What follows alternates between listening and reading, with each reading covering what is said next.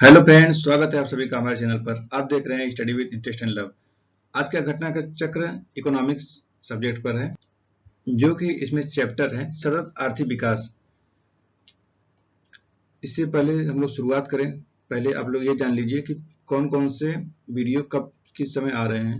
तो पॉलिटी के सुबह 7 बजे, जियोग्राफी का सुबह 8 बजे, इन्वायरमेंट का सुबह 9 बजे, और इकोनॉमिक्स शाम को 5 बजे, और साइंस है शाम को 6 बजे, और हिस्ट्री है शाम को 7 बजे। और तो ये भी वीडियो इकोनॉमी का है, तो ये भी आएगा शाम को 5 बजे। तो चलिए अब देखते हैं क्वेश्चन की तरफ। तो ये सब्जेक्ट है सतत आर्थिक विकास। इसमें नोट्स दिया गया है, पहले नोट्स देखते हैं। सतत विकास सामाजिक आर्थिक विकास की वह प्रक्रिया है जिसमें पृथ्वी की सहन शक्ति के अनुसार विकास की बात की जाती है। यह अवधारणा 1960 के दशक में तब विकसित हुई जब लोग औद्योगिकरण के पर्यावरण पर हानिकारक प्रभाव से अवगत हुए। इसकी शुरुआत वर्ष 1962 में हुई जब वैज्ञानिक रॉकल कार्सन ने दी साइलेंट स्प्रिंग नामक पुस्तक लिखी। यह पुस्तक पर्यावरण, अर्थव्यवस्था तथा सामाजिक पक्षों के मध्य परस्पर संबंधों के अध्ययन में मील का पत्थर साबित हुई। वर्ष 1968 में जीव विज्ञान शास्त्री पॉल इर्चिल ने अपनी पुस्तक पॉपुलेशन बम प्रकाशित की, जिसमें उन्होंने मानव जनसंख्या, संसाधन दोहन तथा पर्यावरण के बीच संबंधों पर प्रकाश डाला। अब आते हैं इसे कुछ परिभाषाओं को देखते हैं। अस्थायी विकास की अभिप्राय आर्थिक विकास के साथ साथ पर्यावरण को सुरक्षित करना है। इसका उद्देश्य वर्तमान और भविष्य की पीढ़ियों के लिए प्राकृतिक संसाधन सुरक्षित रखना है। सततशीलता शब्द को विभिन्न प्रकार से परिभाषित किया गया है, जिसमें कि ये है सततशीलता का अर्थ एक ऐसी स्थिति से है जो हमेशा के लिए बनी रहे। प्राकृतिक संसाधनों का प्रयोग इस प्रकार से हो जिससे पर्यावरणीय असंतुलन न हो तथा प्रकृति का उत्पादन क्षमता से अधिक शोषण न हो। सतत विकास की अवधारणा आर्थिक विकास नीतियों को पर्यावरण के अनुरूप बनाने पर जोर देती है। इसका उद्देश्य पर्यावरण के विरुद्ध चलने वाली विकास नीतियों में बदलाव लाना है। सतत विकास की सबसे अच्छी परिभाषा वेटलैंड आयोग ने अपनी रिपोर्ट अवर कॉमन फ्यूचर 1987 में दी। उसने सतत विकास को ऐसा विकास कहा जो भविष्य की पीढ़ियों की आवश्यकताओं की पूर्ति से बिना समझौता किए वर्तमान की आवश्यकताएं पूरी करता है। इस रिपोर्ट में कहा गया है कि विकास हमारी आज की जरूरतों को पूरा करे, साथ ही आने वाली पीढ़ियों की जरूरतों को भी अनदेखी न करें। मतलब कहा जा रहा है कि विकास देखिए पिछला आने वाली पीढ़ियों की भी जरूरतों को ध्यान रखें। ये नहीं जैसे पेट्रोल वगैरह खत्म कर रहे हैं तो एकदम खत्म ही कर दे, आने वाली पीढ़ियों को भी संजो के रखना पड़ेगा, इसको संजो के रिजर्व करके। अब आता है सतत विकास का उद्देश्य। सतत विकास के कुछ दूरगामी तथा व्यापक उद्देश्य थे जो जाति, धर्म, भाषा तथा क्षेत्रीय बंधनों से मुक्त हैं। ये उद्देश्य शोषणकारी मानसिकता की जंजीरों से अर्थव्यवस्था की मुक्ति हेतु ऐसा अधिकार पक्ष है जिन्होंने राष्ट्रों की जैव संपदा को नष्ट होने से बचाया। संक्षेप में ये उद्देश्य निम्न है, जैसे पृथ्वी की प्राकृतिक संसाधनों को दुरुपयोग से बचाना, ऐसी नई तकनीकों की खोज हो जो प्रकृति के नियमों के अनुरूप कार्य करे, विविधता की रक्षा करना तथा विकास की नीतियों में स्थानीय समुदायों को शामिल करना, शासन की संस्थाओं का विकेंद्रीकरण करना और उन्हें अधिक लचीला, पारदर्शी तथा जनता के प्रति उत्तरदायी बनाना, ऐसी अंतर्राष्ट्रीय संस्थाओं की योजना बनाना जो निर्धन देशों की आवश्यकताओं को समझकर बिना उनके पर्यावरण को नष्ट पहुंचाएं उनके विकास में मदद करें, अधिकांश लोगों के जीवन स्तर को समानता तथा न्याय के अनुरूप बनाना, विश्व के सभी राष्ट्रों में शांतिपूर्ण सह अस्तित्व को बढ़ाना, क्योंकि केवल शांति ही मानवता के व्यापक हितों की रक्षा सुनिश्चित करती है। सतत विकास एक मूल्य आधारित अवधारणा है जो परस्पर यह सह अस्तित्व तथा सभी के लिए समान सम्मान जैसे आदर्शों की मांग करता है। यह एक निरंतर विकास प्रक्रिया है जो संस्कृति, सामाजिक, आर्थिक, राजनीतिक तथा पर्यावरणीय घटकों में सामंजस्य पर आधारित है। अब इसके कुछ शब्दकोश, जैसे कि शब्दकोश बोल रहा हूं। अब आते हैं प्रश्न पर। पहला क्वेश्चन है, पोषकी सस्टेनेबल पर्यटन का मुख्य उद्देश्य है। तो ये होता है संस्कृति, अखंडता और पारिस्थितिकी प्रक्रियाओं को बनाए रखते हुए पर्यटन और पर्यावरण प्रबंधन करना। देखिए ये पीसीएस का क्वेश्चन है, 2020 का है। तो है पोषकी पर्यटन का मुख्य उद्देश्य सांस्कृतिक अखंडता और पारिस्थितिक प्रक्रियाओं को बनाए रखते हुए पर्यटन एवं पर्यावरण का प्रबंधन करना। UNWTO द्वारा पोषकी पर्यटन हेतु 12 लक्ष्यों को परिभाषित किया गया है, जो निम्न आर्थिक व्यवहार्यता यानी इकोनॉमिक विएबिलिटी, स्थानीय समृद्धि और रोजगार गुणवत्ता यानी एम्प्लॉयमेंट क्वालिटी, सामाजिक समानता यानी इक्विटी, अंगुतक पूर्ति यानी विजिटर फुलफिलमेंट, स्थानीय नियंत्रण यानी लोकल कंट्रोल और सामुदायिक भलाई यानी कम्युनिटी वेलबींग, संस्कृति समृद्धि यानी कल्चर रिचेस और भौतिक अखंडता यानी फिजिकल इंटीग्रिटी, जैविक विविधता डाइवर्सिटी है और संसाधन दक्षता है एफिशिएंसी, तथा पर्यावरण सुरक्षा है प्योरिटी। तो इस प्रकार इसका एक्सप्लेनेशन है। चलिए दूसरा क्वेश्चन देखते हैं। नीति आयोग द्वारा दिसंबर 2019 में जारी सतत विकास लक्ष्य भारत सूचकांक 2019-20 पर जारी रिपोर्ट के अनुसार उत्तर प्रदेश को वर्गों में से किसमें वर्गीकृत किया गया है? देखिए पीछे से क्वेश्चन 2020 का ही है, तो ये है अच्छा प्रदर्शन यानी परफॉर्मर। निम्नलिखित में से कौन सा राज्य भारत की धारणीय विकास लक्ष्य सूचकांक 2019-20 के शीर्ष 5 राज्यों की सूची में नहीं है? तो यहाँ पे दिया गया है गुजरात, हिमाचल प्रदेश, आंध्र प्रदेश, तमिलनाडु, तो ये है गुजरात, ये नहीं है सूची में। अब है नीति आयोग द्वारा प्रकाशित SDG India index and dashboard 2020-21 के अनुसार निम्नलिखित में से कौन सा राज्य SDG संबंधित अपने प्रदर्शन में देश के शीर्ष 5 राज्यों में सम्मिलित नहीं है? तो ये है गुजरात। वही क्वेश्चन है, देखिए ये यूपी BOE प्री में 2019 में पूछा था और यूपी PCS में ही क्वेश्चन ये पूछा 2021 में। नीति आयोग ने अपने राज्य क्षेत्र के लिए समेकित सूचकांक का विकास किया है, जो प्रत्येक संधारणीय विकास के लक्ष्य की ओर होने वाली प्रगति को संकलित करता है और राज्यों को प्राप्तिकर्ता, अग्रणी, निष्पादक और आकांक्षी में वर्गीकृत करता है। इस समेकित सूचकांक के आधार पर निम्न में से कौन सा एक अग्रणी राज्य नहीं है? तो देखिए इसमें था गुजरात, और इस समय के कार्यकाल के हिसाब से नहीं था, मतलब 2021 से 2020 में था। नीचे दिए गए कथन और कारण है। जैसे सतत विकास मानव समाज के कल्याण हेतु महत्वपूर्ण है, क्योंकि सतत विकास से अभिप्राय ऐसे विकास से है जो भावी पीढ़ियों की जरूरतें पूरी करने की योग्यता को प्रभावित किए बिना वर्तमान समय की आवश्यकता पूरी करे। सही कह रहा है। तो इसमें देखिए ए सही है, ए और आर दोनों सही है, कथन की सही व्याख्या करता है। तो इस प्रकार ऐसे सही होते हैं क्वेश्चन। 7वां क्वेश्चन है, वर्तमान में जनसंख्या के सुखों का परित्याग किए बिना भविष्य के लिए ऊर्जा तथा अन्य संसाधनों की बचत निम्न में से कौन सी अवधारणा की परिभाषा है? तो ये है समपोषणीय विकास।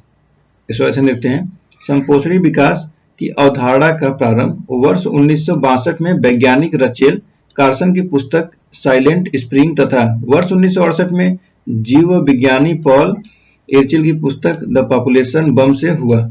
लेकिन इस शब्द का वास्तविक रूप से विकास वर्ष 1987 में ब्रुटलैंड आयोग की रिपोर्ट हमारा साझा भविष्य के साथ हुआ। संपोषणीय विकास संसाधनों के उपयोग का एक आदर्श मॉडल है, जो यह बताता है कि आर्थिक विकास के साथ साथ पर्यावरण को भी सुरक्षित रखना है। इसका उद्देश्य वर्तमान और भविष्य पीढ़ियों के लिए प्राकृतिक संसाधनों का सुरक्षित रखते हुए इसका इस प्रकार प्रयोग किया जाए कि प्राकृतिक संसाधनों का क्षरण न्यूनतम हो सके।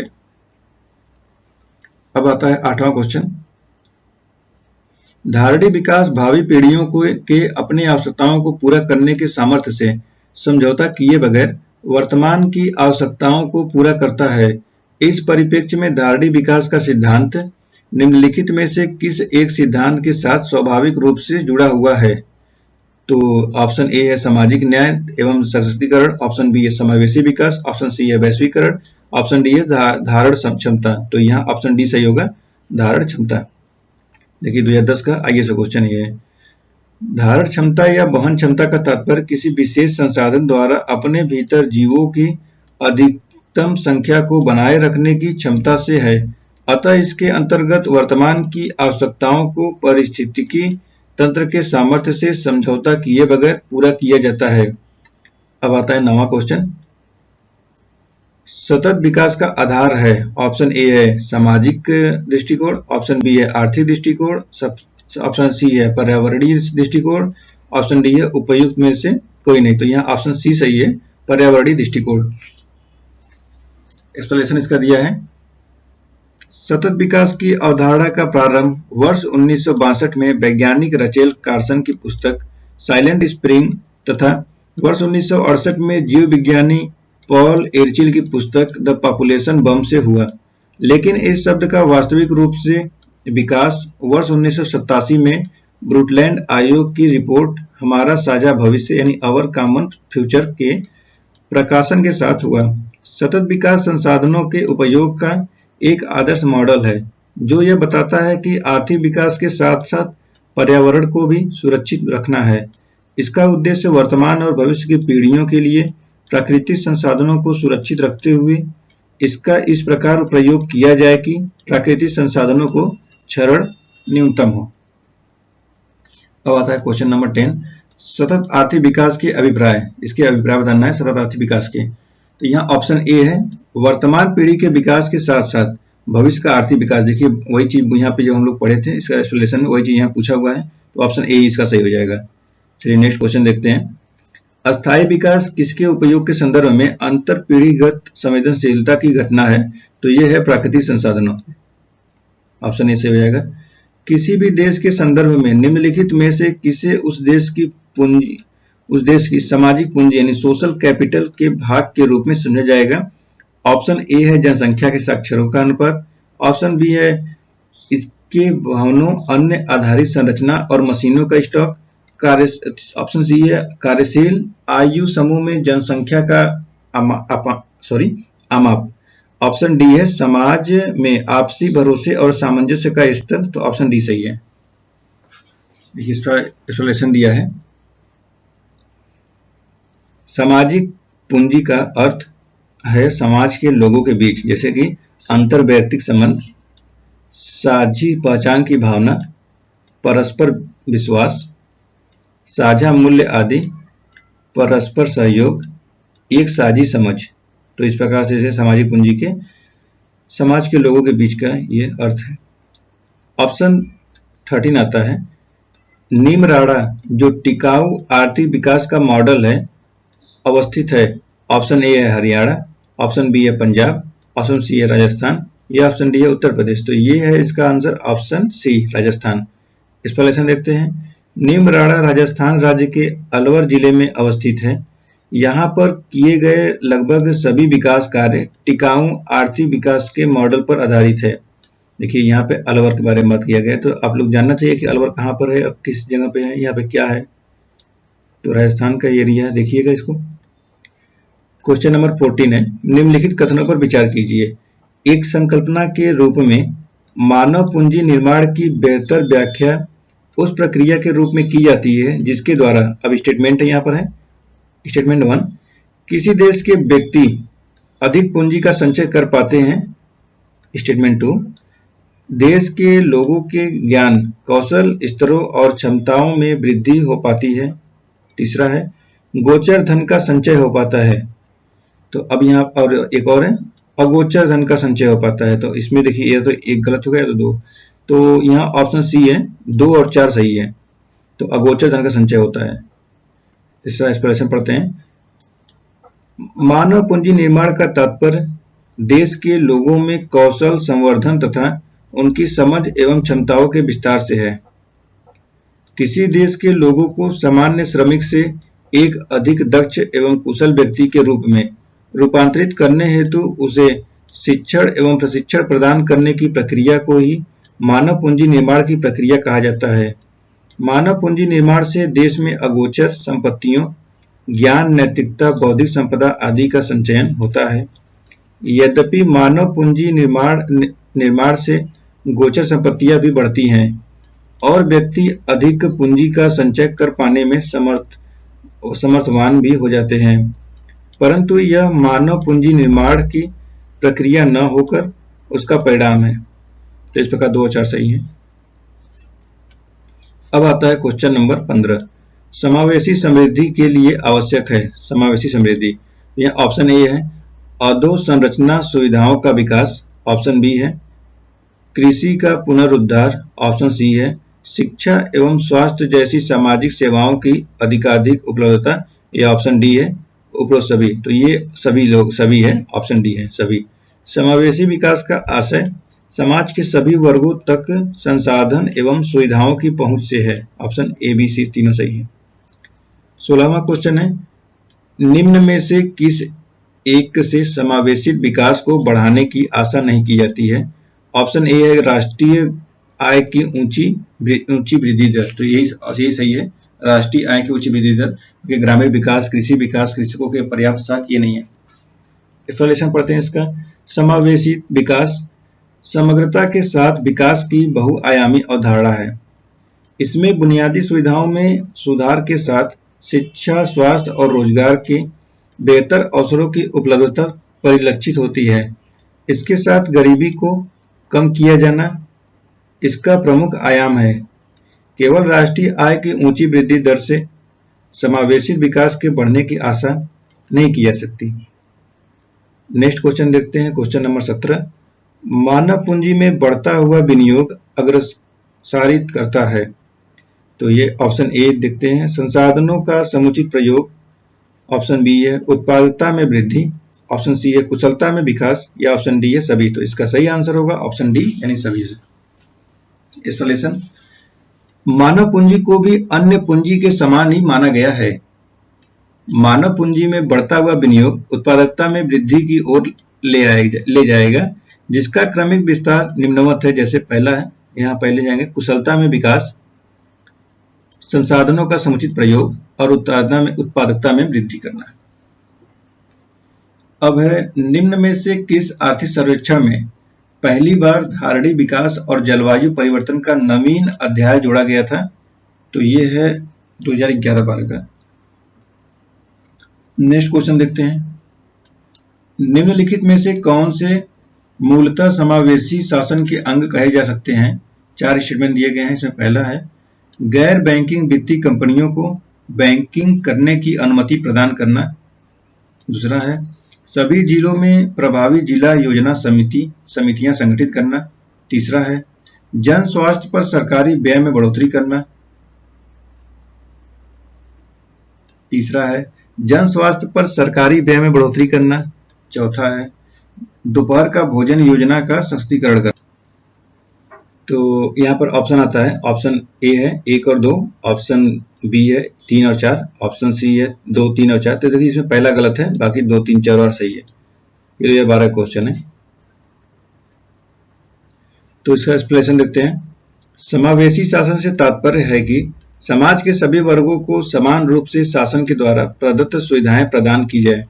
सभी जिलों में प्रभावशाली जिला समितियों की स्थापना करना, जन स्वास्थ्य पर सरकारी व्यय में बढ़ोतरी करना तथा मध्याह्न भोजन योजना को सशक्तिकरण प्रदान करना समावेशी शासन के अंग हैं। गैर बैंकिंग वित्तीय कंपनियों को बैंकिंग करने की अनुमति प्रदान करने को समावेशी शासन का भाग नहीं माना जाता है, तो इसलिए पहला गलत है। क्वेश्चन 20 देखते हैं। सरकार के समावेशी वृद्धि लक्ष्य को आगे ले जाने में निम्नलिखित में से कौन सा या कौन से कार्य सहायक साबित हो सकते हैं? ऑप्शन 1 है स्व सहायता समूह यानी सेल्फ हेल्प SHG, जो कि इसमें सरकार बहुत ज्यादा जोर देती है। SHG यानी सेल्फ हेल्प ग्रुप्स को प्रोत्साहन देना। दूसरा है सूक्ष्म लघु और मध्यम उद्यमों को प्रोत्साहन देना यानी MSME। तीसरा है शिक्षा का अधिकार अधिनियम लागू करना। तो ये तीनों सही है। एक्सप्लेनेशन इसका देखते हैं। समावेशी वृद्धि से तात्पर्य समाज के सभी वर्गों तक सभी संसाधनों के लाभ को समान रूप से पहुंचाने से है। विशेषकर इसका उद्देश्य निचले वर्गों पर विशेष ध्यान देकर समाज के विभिन्न वर्गों के मध्य आर्थिक एवं सामाजिक विषमताओं को कम करना है। सरकार के समावेशी वृद्धि लक्ष्य को आगे ले जाने में जहां स्वयं सहायता समूहों और सूक्ष्म लघु और मध्यम उद्यमों को प्रोत्साहन देना प्रत्यक्ष रूप में सहायक हो सकते हैं, तो वही शिक्षा के अधिकार अधिनियम के लागू होने से वंचित तबकों के बच्चे भी शिक्षा ग्रहण कर समाज की मुख्य धारा में शामिल हो सकेंगे और तदनुसार समावेशी वृद्धि को पोषित करेंगे। क्वेश्चन नंबर 21 है आर्थिक विकास से संबद्ध जननांकीय संक्रमण की निम्नलिखित विशिष्ट अवस्थाओं पर विचार कीजिए। तो ऑप्शन ए, यहाँ पे स्टेटमेंट है 3 ठो। तो पहला है निम्न मृत्यु दर के साथ निम्न जन्म दर। दूसरा है उच्च मृत्यु दर के साथ उच्च जन्म दर, तीसरा है निम्न मृत्यु दर के साथ उच्च जन्म दर। तो इसमें बताना है कौन सा सही है, इसमें क्रम लगाना है। तो इसमें हो जाता है 2, 3 और 1, यानी कि ऑप्शन सी है 2। तो पहले 2 नंबर कहाँ पे आएगा, 2 नंबर आता है यहाँ पर, 2 नंबर, 3 नंबर, यानी कि पहले जन्म दर उच्च होने के साथ मृत्यु दर उच्च बनी रहे और उसके बाद होगा 2 नंबर पहले, फिर आएगा 3 नंबर, फिर आएगा 1 नंबर। पहले उच्च मृत्यु दर और उच्च जन्म दर होगा, उसके बाद फिर निम्न मृत्यु दर और उच्च जन्म दर होगा, उसके बाद निम्न मृत्यु दर के साथ निम्न जन्म दर होगा। तो इस प्रकार है। तो चलिए इस प्रकार यह समाप्त होता है और हम लोग नेक्स्ट वीडियो में यह देखेंगे कृषि एवं संबंध क्षेत्र। ये काफी बड़ा चैप्टर है, लगभग इसमें 150 से 200 क्वेश्चन है, तो इसके बारे में पढ़ेंगे हम लोग। तो चलिए इस वाले वीडियो को देखिए पूरा। यूपीएससी और पीसीएस के लिए घटना चक्र बहुत इंपॉर्टेंट सेगमेंट होता है, जो कि इसमें प्रीवियस ईयर क्वेश्चन होते हैं। प्रीवियस ईयर क्वेश्चन पढ़ना बहुत जरूरी होता है, क्योंकि इसी के आधार पर क्वेश्चन हम लोग देख सकते हैं कि कैसे क्वेश्चन आते हैं, क्वेश्चन का पैटर्न क्या है, और इसमें माइनस मार्किंग से भी बचना होता है। तो आप लोग इन सभी वीडियो को 2 से 3 बार देखिए, ताकि आप लोग इसको समझ सकें। और भी सारे सब्जेक्ट में वीडियो बनाया गया है, जो कि सबसे पहले टाइमिंग बताया गया है कब कौन से वीडियो आते हैं। तो आप लोग जाइए प्लेलिस्ट में और वीडियो को देखिए, सभी सब्जेक्ट का वीडियो बनाया जा रहा है। तो चलिए फिर ऐसे ही नए वीडियो में मिलते हैं, और हमारे चैनल को सब्सक्राइब करिए। चलिए फिर, तब तक के लिए धन्यवाद। आपका दिन शुभ हो।